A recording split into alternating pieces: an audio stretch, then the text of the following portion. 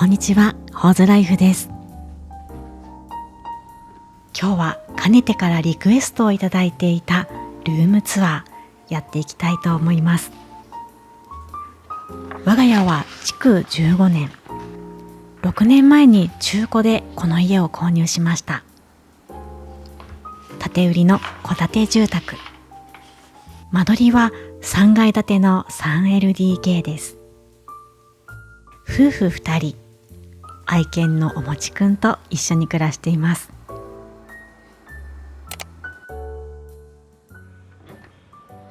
それではまずは玄関から。かなりコンパクトな作りになっています。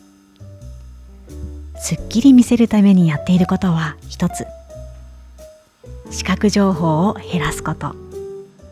物を置かないように意識しています。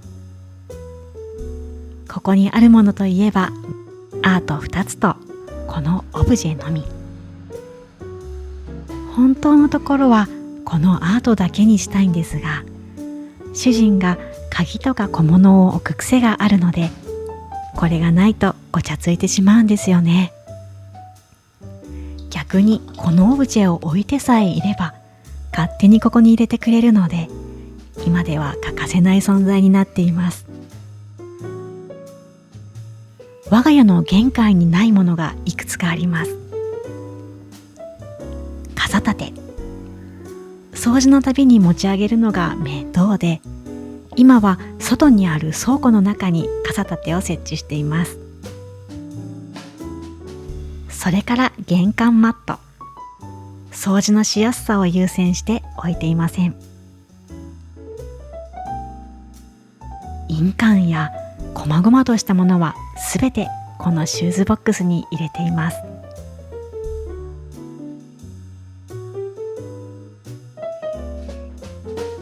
靴はこちらが私のゾーン、こちら側が主人のゾーンです。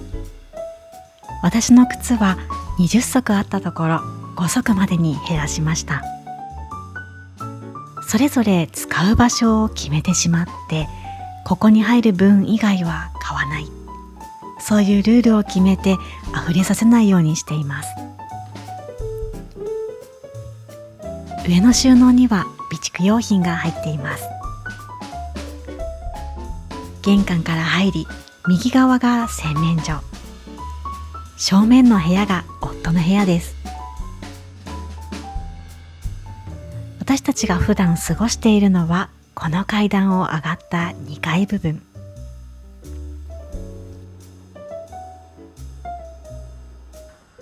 ここ2階のスペースが我が家の LDK になっています。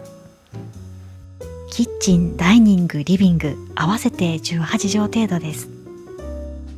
余白を感じられる空間づくり意識してみました。暖かさのある明るいお家も憧れるんですが、少し体温が下がるようなどしっと静かな落ち着いたイメージ。可愛いよりかっこいい、華やかより静けさ、そんなイメージで部屋作りをしてみました。色は深い茶色、グレー、緑がメインです。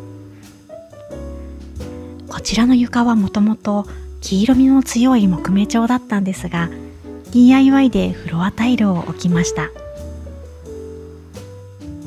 このフロアタイル、少しおもちくんの足が滑るので、おもちくんがよく走る部分は同色系のフロアシートを敷いて滑らないようにしています。ダイニングスペースです。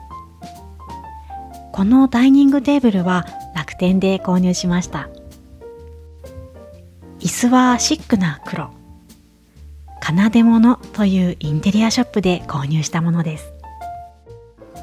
照明はふんわり優しい明かりを広げてくれる和紙のものを選んでみました。ヘイというブランドのものです。それからここの壁、ヴィンテージショップで買ったアートを飾ってみました。この古くて味のあるフレーム、気に入っています。以前はテーブルにもカウンターにも小物をいろいろと置いていました。ですが、すっきり見せるためにすべて撤去。ダイニングは食事だけではなくて、私の作業スペースとしても兼用して使っています。このスツール、仕事中に書類を置くこともあれば、来客の際に椅子として活用したり、何かと出番が多いです。ダイニングから見えるのは壁から生えた枝。これどうなってるのってよく聞かれます。実はこれ、昔住んでいた家で花瓶に飾っていた枝です。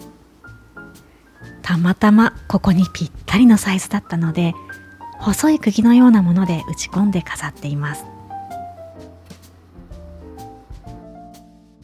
ダイニングの横はリビングスペースです。ソファーは10年前ぐらいに買った無印良品のもの。おもちくんのお気に入りの場所でもあります。これカバーを外して洗えます。犬と暮らす我が家にとっては本当にありがたいです。リビングにはあえて大きなテーブルを置かずに、昇降式の小さいサイドテーブルを置いています。このサイドテーブルはテクタというブランドのものです。ダイニングの方から見ると、ここの視界が外に向けて抜けるようになっています。この余白を見ると、心がスンと静まる感じがします。テレビ台はアルモニアで買いました。シンプルでありながら重厚感のあるデザイン。中にはタブレットやパソコン、動画作成のアイテムを入れています。たっぷりの余白を残して収納する。ただの文房具なんですが、ジュエリーを扱うように置いてみたら、なんだか取り出すだけでワクワクするようになりました。以前までここには飾りがずらりと並んでいました。だけどほこりがたまる。なので今は掃除が行き届く程度。この照明は家の中でも特にお気に入りのアイテムです。アンビエンテックのターンという照明で、日本人の女性がデザインされたものです。オールステンレスでスタイリッシュな佇まい。温かみのある明かりは調光可能。充電式になっているので、いろいろな場所で使えます。テレビ台の真ん中は香りを楽しむスペースです。お香にセージやパロサント。その日の気分に合わせて香りを選ぶのが毎日のお楽しみでもあります。あとは癒し担当、観葉植物。我が家は自然が少ない場所に位置しているので、せめて家の中だけでもということで、目に入る場所に植物を置いて、日々マイナスイオンをチャージしています。そしてこちら側。普段はあまり映さない場所です。おもちくんのお留守番スペースとトイレ設置しています。おもちくんのお部屋はリビングの雰囲気に合うように DIY で造作してみました。開けるときちょっとガタつきますが、無理やり良しとしています。カウンター上には犬用のおやつを入れたバスケット、観葉植物。ここには大きなアートを飾っています。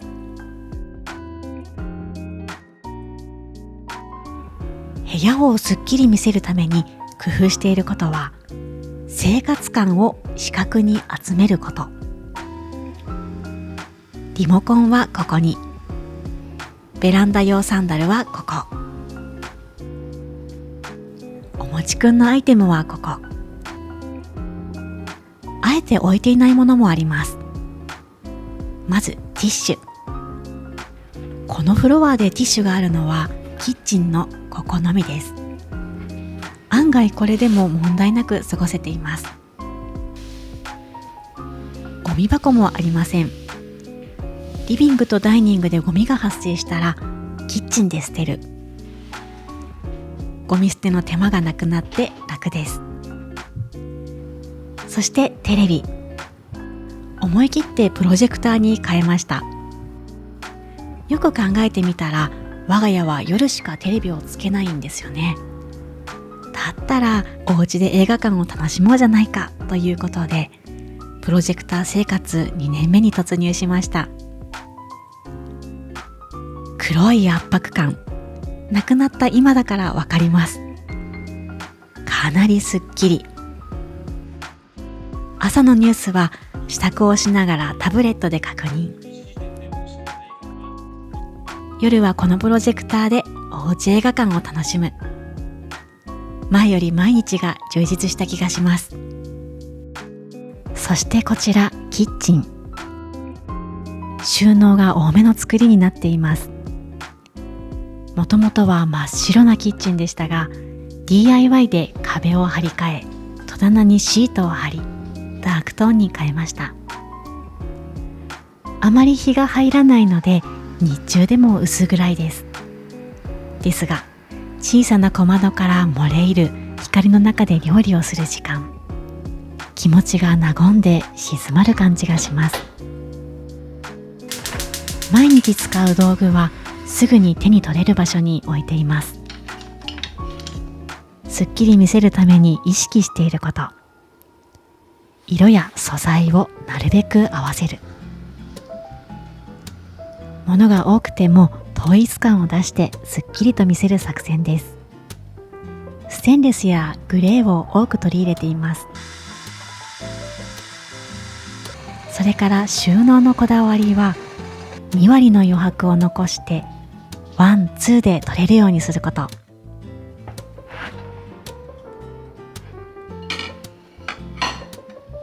物を重ねない。出し入れのストレスが驚くほどに減りました。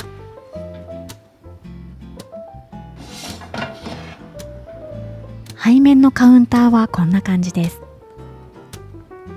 炭酸が好きな私たち夫婦。飲みたいと思ったら次の瞬間に作れるので重宝しています。